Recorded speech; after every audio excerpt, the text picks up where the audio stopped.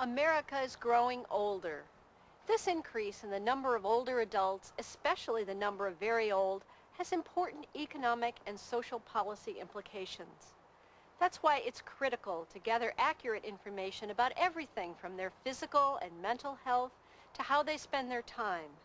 And the best way to get information about older people is by talking to them directly and hearing what they have to say. I'm afraid because I'm alone and my family is so far away from me. I'm very young. I go dancing. I do oil paintings. I do chalks. I keep myself very busy. Well, I worry about expenses sometimes, my health. I can't believe that I'm 81 because I can get around and dance better than anybody else. And I'm very thankful to the higher power that my health is good. Oh, yes, very good. But interviewing older adults, especially the frail and very old, can be challenging. Many factors can influence their willingness, even their ability to talk about issues important to them. Sometimes don't care for surveys, let me put it that way, because a couple of times I've gotten caught and they'll say, well, what's your annual income or something like that, and I don't care for those kind of questions. If they too demanding, if I feel that they have a certain way they want to be answered, I tell them I'm too busy, I can't be bothered. I'm just not interested in answering any questions. Interviewing older adults requires some special skills. You must be trained not only in standard procedures to be followed every time, but also in ways to be flexible enough to handle their special needs. This video will help you to learn this balance of standardization and flexibility.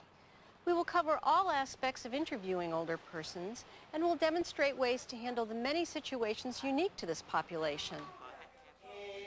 Older adults are as diverse as any other group of people.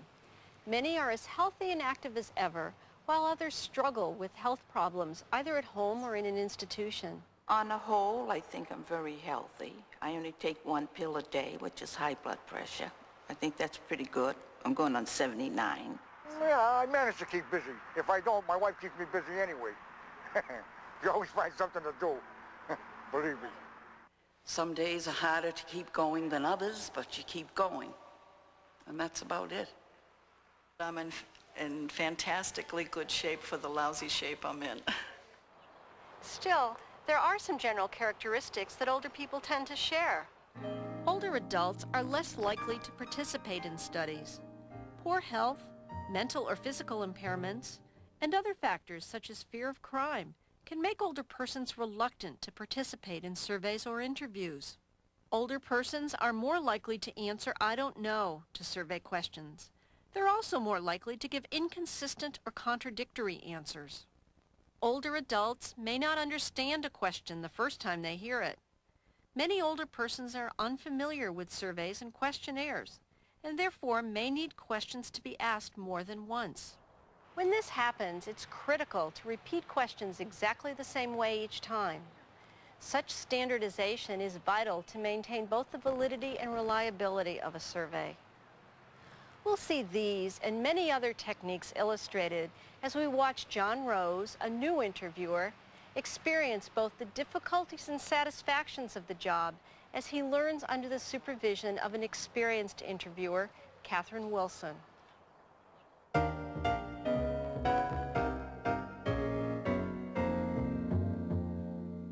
Welcome aboard, John. Now that you've completed the initial training, you're ready to try some interviews on your own. Okay. All right, let me show you where you'll be working.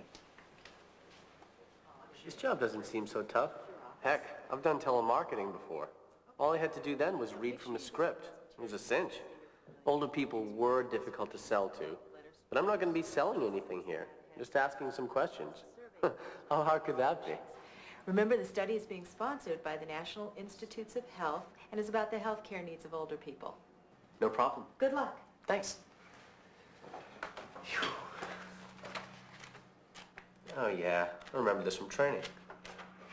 Let's give it a try.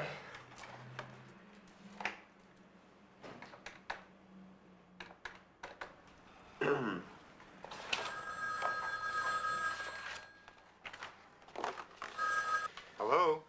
Hello, is this Mr. Norman Palfrey? Yes, who's this? My name is John Rose. We're doing a survey about the healthcare needs of older people, and I was wondering if I could ask you some questions. Who's doing the survey? The United Research Center. And what's it for? Hold on a sec.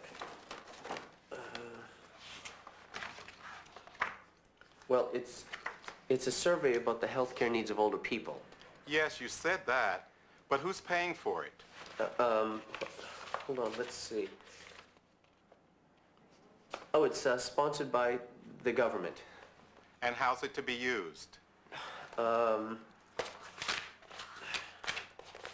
You can't fool me, young man. I've heard about people like you. Oh. Shoot.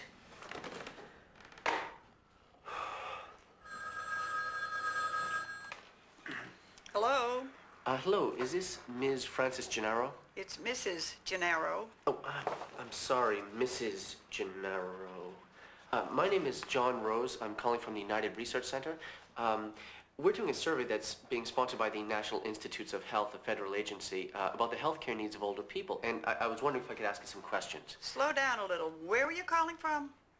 From the United Research Center. I remember seeing something about this in the mail. In the mail? Well, yeah, look, I want to ask you some questions. I would, dear, but this isn't a good time. I'm waiting for a call from my son. Oh, it won't take very long at all. We'll go through it very quickly. I really don't want him to call and get a busy signal. Oh, he'll call back. It won't take very long. Please, I told you this wasn't a good time. Get off my phone.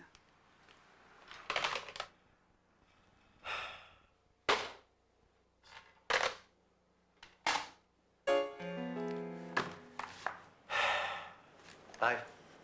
Hi, how you doing? Not so great. In fact, terribly. Oh, dear. Come in. Sit down, please. You know, you were given those materials for a reason. You need to be familiar with them. You may have been able to just read from a script in your other jobs, but with older adults, you have to take the time to explain the project to them. So I need to memorize all this stuff and recite it to them? Well, you should start with a short introduction that you memorize. Give your full name, the name of your company, and then explain briefly what the study is about.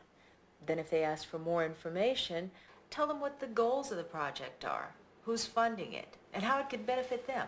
Why would anybody want to answer personal questions about some study they haven't even heard of? I mean, I'm just some stranger calling on the phone. That's a problem we face all the time. That's why we send out an introductory letter before we call the respondents. It tells them about the study and shows them that we're legitimate. We also inform the local senior center, churches and synagogues, health clinics, and newspapers. The more exposure they've had to the study, the easier it is to get them to participate. But what happens if they haven't heard anything about the study when I call? Well, then it's your job to tell them how valuable the study is and try and get them involved. Here, why don't you listen in while I make a call and see how it's done. Now, before you call someone, you should check the file to see if there's any information there already that you should know about. Okay, no one's contacted Rose Travis yet.